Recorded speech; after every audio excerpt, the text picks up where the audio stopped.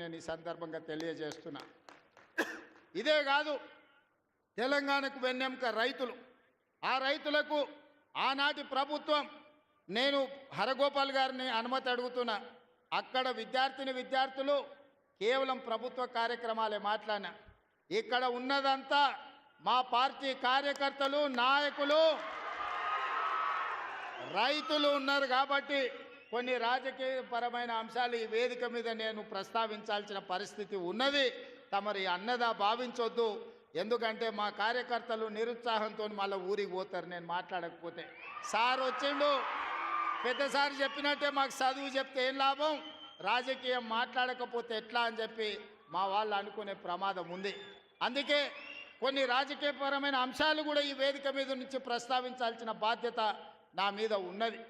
ఆయన ఆనాడు 70,000 కోట్లతోని 2014 జూన్ 2 నాడు మనం రాష్ట్రాన్ని వారికి అప్పచెప్తే 16,000 కోట్ల రూపాయల మిగులు బడ్జెట్తోని ధనిక రాష్ట్రంగా వారికి అప్పచెప్తే 10 ఏళ్ళు తిరిగే లోపల 7 లక్షల కోట్ల రూపాయల అప్పులు చేసి ధనిక రాష్ట్రాన్ని దివాలా రాష్ట్రంగా చేసి చివరికి రైతు బంధు పథకాన్ని కూడా ఇవ్వకుండా ఎన్నికలను అడ్డం పెట్టుకొని పారిపోతే నేను ముఖ్యమంత్రిగా బాధ్యత చేపట్టిన ఎంబడే ఆయన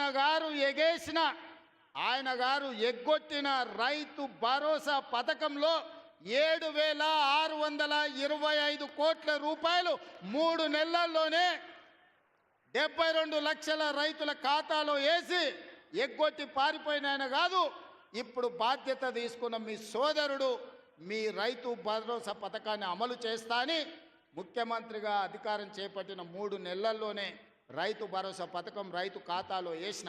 ఇదే కాదు, ఆనాడు 2014లో 1,00,000 రూపాయల రుణమాఫీ అన్నాడు. ఆ తర్వాత 4 విత్తనాలు అన్నాడు. అసలు మిత్తి ఆయన ఆ ఖాతాలో వేసి 5 ఏళ్లకు ఆయన ఇచ్చిందంత మిత్తికే సరిపోయింది. అసలు అట్లనే రైతుల నెత్తి మీద మిగిలిపోయింది. మళ్ళీ 2018లో అదే మాట ఇచ్చిండు.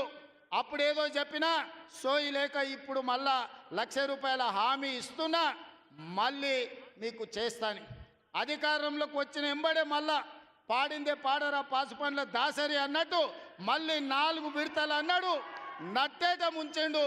చివరికి ఆయన 2014 నుంచి 2023 డిసెంబర్ వరకు ఆయన రైతు రుణమాఫీ చేసింది 18,000 కోట్ల రూపాయలే.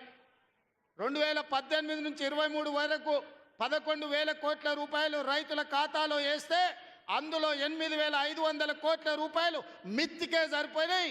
ఆయన చేసిన రైతు రుణమాఫీ నికరంగా 3,000 కోట్ల రూపాయలే.